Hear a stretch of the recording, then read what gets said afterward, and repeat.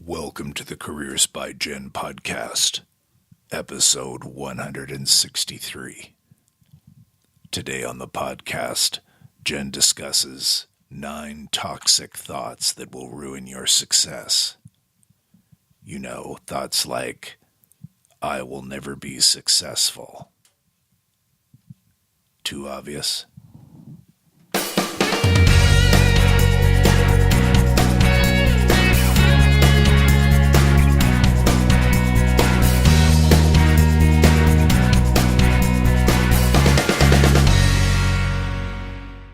Hey, this is Jen Swanson, and you are listening to the Careers by Jen podcast, the show that helps you to get the job, love your work, and advance your career.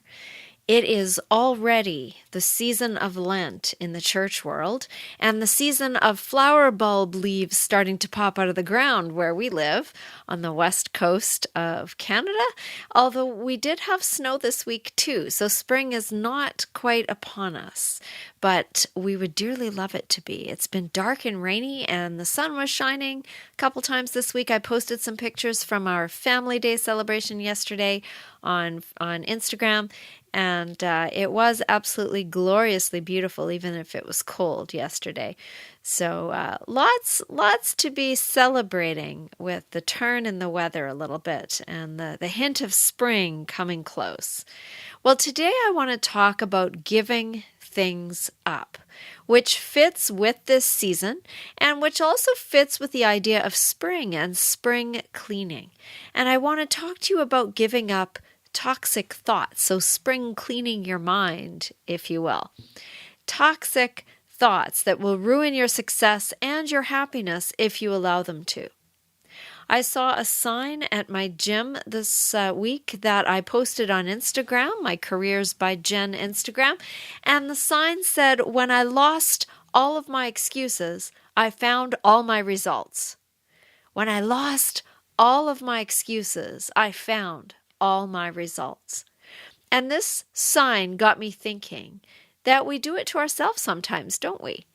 Our minds are powerful things, and thoughts can certainly be toxic. Why do we allow thoughts to inform us so often, and why do we listen to them when much of the time they are actually destructive, unhelpful, and in some cases truly toxic? And that's what mindfulness is about, which I covered a couple of episodes ago. That's why mindfulness is so powerful. It gets us out of the loop of our own destructive thinking. Because when we believe all of our thoughts, that's when we get into trouble, or at least when we don't proceed the way we hope to proceed. So today I have 9 toxic thoughts that could be holding you back from your success in your job search, in your career, in your dreams in general. And I'm going to share these 9 toxic thought patterns with you and hope that you can recognize them for what they are and try to change or stop thinking when you do notice yourself falling into any one of these familiar thought patterns. Even just noticing what you are doing, even just the awareness of, oh, there, I'm doing that thing again. Isn't that interesting? Even just that small piece of awareness will help you move on to something more helpful, something more useful, something more worthy. Thoughts that will move you toward your goals and toward your success instead of stalling you where you are or moving yourself backwards. Because that's what we are about here at Careers by Jen. We're all about helping you to set goals around your work, around your life, around your career, and then helping you to succeed in reaching those goals. Whether you're just thinking about making a career move, whether you're brand new to the workforce or you've been out of it for a while and you're looking to get back into it, or you're bored and you want to make a move into something more interesting and more exciting, that transitional phase, whatever phase you are in your work life, toxic thinking can hamper your efforts and can get in your way by slowing you down and even sometimes stopping you outright. So what I want to do with the topic today is to help you get out of your own way and get on with things that you want to get on with. here in 2018 or whenever it is you're listening to this. So, there are 9 things on my list, and there are lots more. I know there are because I did some research on toxic thoughts, and there are loads of examples that came up. But I chose my top 9, and I invite you to add to this list so that you can identify them and, again, notice them and then change course. So these are not the definitive list. These are my top 9, and I'm hoping that you resonate. Well, I'm not hoping, but I imagine that you will resonate with some of these, and hopefully you can choose one at a time and try to work on it. Try to at least notice that you're doing this and then move on. Now, this first one is one that there was a conversation that I had not that long ago with somebody whose daughter was suffering from this particular thought process. And the first one is perfectionism. This one is seriously paralyzing.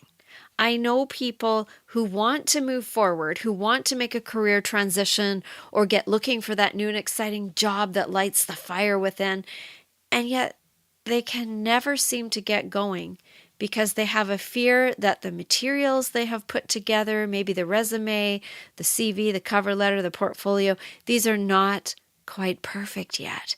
And so they don't want to step out into that place where there could be judgment, into that place where fear takes hold and rules the day. They don't want to step out because they don't feel things are perfect yet, and so they do nothing. And they can never seem to get going because they have a fear about not being perfect. Maybe if they got one more certificate or one more skill set or one more detail that's needed to make this perfect, then they could begin. I understand this toxic pattern of thinking very well. I had to learn over a long period of time and a lot of years that perfectionism is not an asset. In fact, it's a liability. Of course, I want to do things well. Of course, I want people to like what it is that I do, and I absolutely want my work to be top-notch, high quality, and excellent. But perfect? Yikes, perfect is a self-defeating expectation. It is never, ever going to be perfect. And you know what? It doesn't need to be. I actually learned this lesson with my very first podcast episode, and then with the next one, and the next one, and the next one. The very first one that I did back in 2011, in December of 2011, was about 10 minutes long, and I was fussing about how to do a podcast and what to say and on and on and on, and what would I ever do. And then I was inspired to just do it. Just get on there. Talk for as long as you need to talk to say your name, who you are, what you're doing, why you're doing it, and then get off, and then bam, you will have done your first one. And to figure out how to improve as I go along was the objective. To learn and to grow and to get better at it, and not to wait until I had the absolutely perfect microphone, or until I had the absolute perfect software, or until I could afford this, that, or the other, soundproofing the room, blah, blah, blah. You could just keep that list going forever and use it as really, really good excuse material, and then never begin.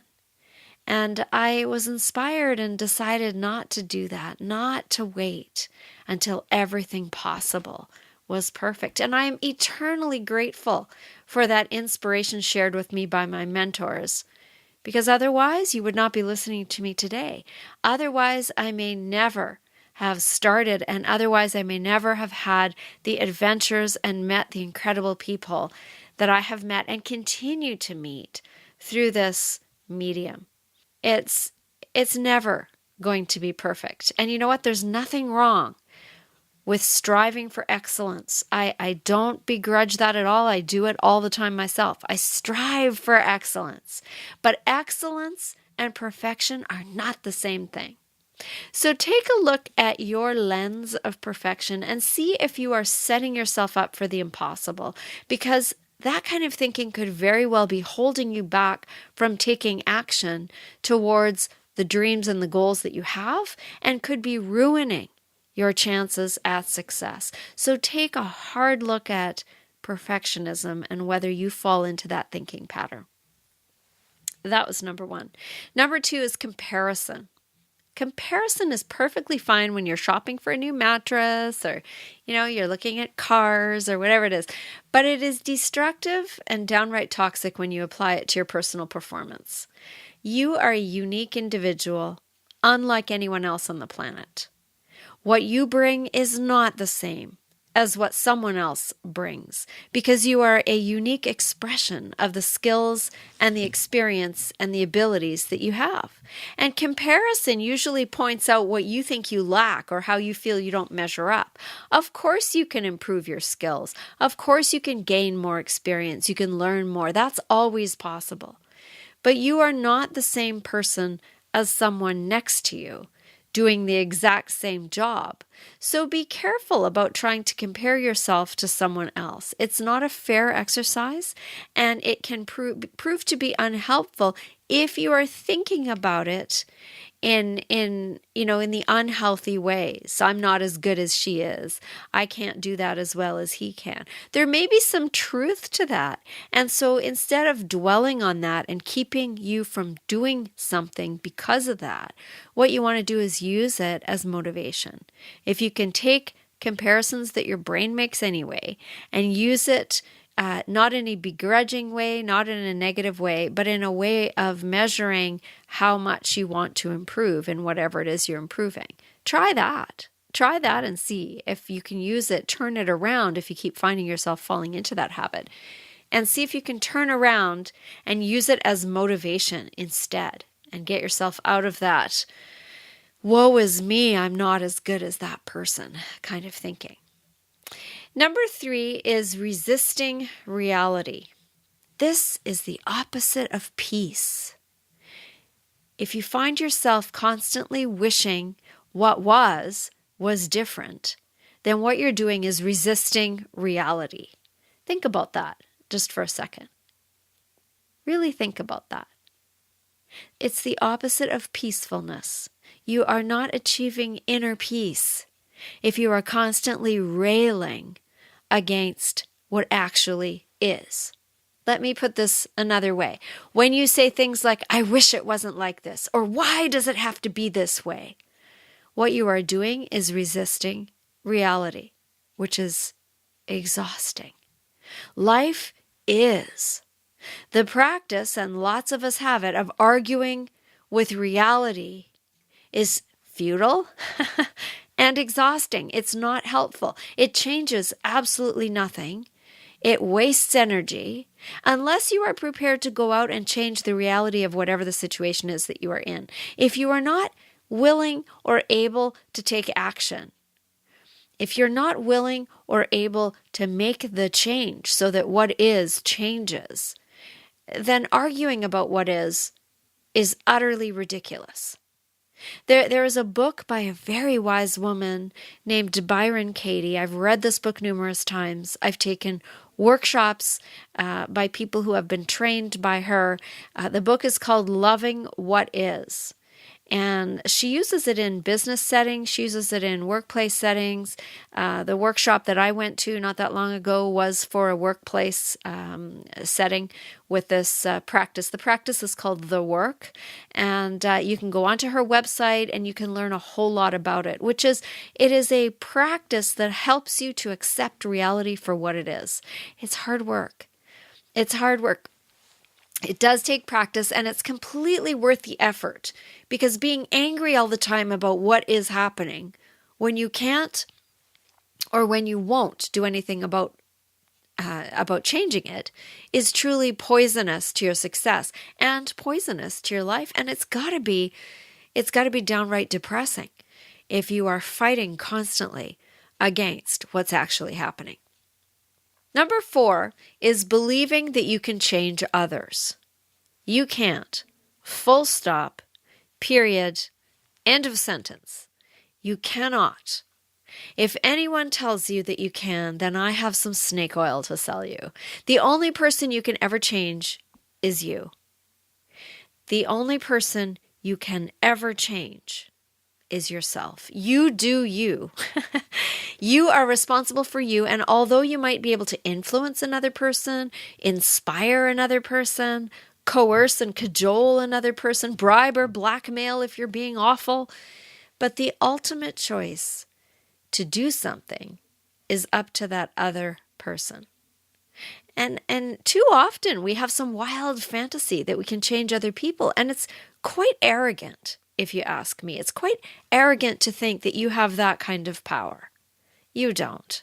The only thing you can do is change how you behave, how you respond, what and whom you pay attention to, what your actions and thoughts and words are. And perhaps by changing your own behavior, the other person's reactions to you or how the other person behaves around you could change too. But again, ultimately, it's their choice. So the idea that you can change others is absolutely untrue and is toxic because that's not how things work. Number 5 is caring what other people think. And this is a really challenging one because I care. I care a lot about what other people think. But I was once told this saying, and I'm pretty sure I've shared this with you somewhere along the line, so forgive me if you've heard it already. And if you haven't heard it yet, I'll share it with you again. The saying goes, what other people think of you is none of your business. Isn't that awesome? What other people think of you is none of your business. Isn't that just the greatest saying? What other people think is their business. It's not my business. It's their thinking. It's not my thinking. We have zero control over what someone else thinks. Now, of course, I want people to think well of me. I do care, as I said before, but in the end, I have no idea what they actually think unless they tell me, and I have no control over it either. So instead of worrying about it or wasting a whole lot of time speculating, I wonder what he thinks of me, I wonder what she thinks of me, it's so much easier to get on with my own stuff and leave them to their own thoughts. And that is much more efficient and peaceful. Got to try it sometime. What other people think of you is none of your business. Number 6 is being a victim. Now, unless we're talking about being a victim in a crime of some kind, through harassment or theft or some atrocity, unless that's the context, and even sometimes when that is the context, it isn't helpful to dwell in the victim-driven thought pattern, especially when you're attempting to set and reach goals to succeed. The poor me attitude is unhelpful. It is a great way to not get anything done and to blame others or circumstances for why you aren't taking action. The I can't because I was done wrong thought pattern is absolutely toxic thinking. So pay attention to that. Are you behaving as though the world is against you and you are a victim? Or are you using that as an excuse to not move forward? And maybe you are, and maybe there's a good reason why you don't want to move forward. And there's nothing saying you have to. But if you are interested in setting new goals, in advancing your career, in doing something interesting or something exciting with your one wild and precious life, to quote a Mary Oliver poem, then you might be in your own way. And that's my point today, is to help you get out of your own way. So pay attention. Are you in that victim, being a victim thought pattern? Because you might be. Number 7, it's happened before. So allowing what did or didn't happen to you in the past to determine what could or might happen to you in the future is not really a fair or accurate way to decide things. Thinking this way could be toxic, and it could cause you not to proceed. That whole been there, done that, got the t-shirt idea, that kind of thinking is valid in some situations, but much of the time it isn't, because you are not exactly the same as you were in the past. Life goes on, experience changes, You grow, you learn, you change as time goes on. Circumstances in the past events are not exactly the same as current ones. The people change, the characters in the story change. So it's best to begin where you are now and look forward to where you want to get to, and then take clear and conscious steps toward making it happen. Just because something didn't work before does not automatically mean it won't work now unless you let it. So take a look before you fall into that kind of thinking and just re-examine the situation. Are you in the exact same circumstance with the exact same people? And are you exactly the same as you were the last time X happened? Because chances are some of those variables have shifted, which could then change the outcome entirely. Number 8, if only. If only thinking is a little bit like the resisting reality thinking. This is the grass is always greener on the other side kind of thinking. Do you know that we are actually trained to think this way? Advertising trains us to believe that if only we had A, B, or C, things would be so much better. If you drank the right kind of beer, if you wore the right kind of jeans, if you wore this kind of mascara, you'd have fabulous friends and you'd look just like the model in the picture, right? If you don't have whatever it is you wish you did have, if the circumstances you find yourself in are not what you wish they were, well, then what steps can you take today, right now, to head in the right direction? What is one thing you can do right now to bring yourself that much closer to your if only wishing? Of course, this has to be realistic. There's no room for dreams about winning lotteries and those kinds of things. But if you want something to be different, then set a goal. Decide what steps you need to take to get to that next goal, and then get busy. And if you feel lost with this, if you need help doing any of that, I do have some coaching spots available. You can go over to the website at careersbyjen.com, and underneath, I think it's training resources. It might be under personal coaching. I've got some coaching packages. You can see the different lengths and the different packages that are up there. And I'm happy to work with you to set some goals and to help you determine the exact next steps you need to take to reach the goals that you set. So sitting there saying, if only, means you are wishing, and wishing is fine, but it's passive. And it doesn't accomplish a single thing. You can sit around and wish all day and nothing's going to happen unless you actually do something about it, right? So getting stuck and being upset that what you're wishing for isn't happening, that's both paralyzing and toxic thinking. That puts you into that spiral old loop of here we go again. I wish blah, blah, blah. I wish blah, blah, blah. But if you're not actually doing anything about it, then you are stuck. Absolutely. And this brings us to our last one. This is believing you are not enough. This is one of the most limiting beliefs or thought patterns out there. The belief that you are not good enough. As a human being, I'm not talking about skill level, because yes, quite frankly, there are skills we are not good enough at to be able to do certain things. I cannot swim very well. I have limited bicycle riding experience, and I can't run for more than a few minutes without having to walk. And so I am not good enough to compete in a triathlon, and I fully admit to that. I am not a triathlete. That is a fact. But believing that I'm not good enough in the sense that I'm not worthy enough as a human being for, respect and care and attention and love and that kind of thing, that is toxic thinking. And that sense of unworthiness comes from many factors. It comes from our experience. It comes from being told such by people who aren't very nice. It comes from being excluded or being made to feel unworthy. And we human beings are really good at doing that to others. And we've done that to others for years. So it's not surprising that low self-esteem is rampant. It's not surprising that depression rates are high. It's not surprising that loneliness is a really debilitating situation, and a lot of people are in that situation.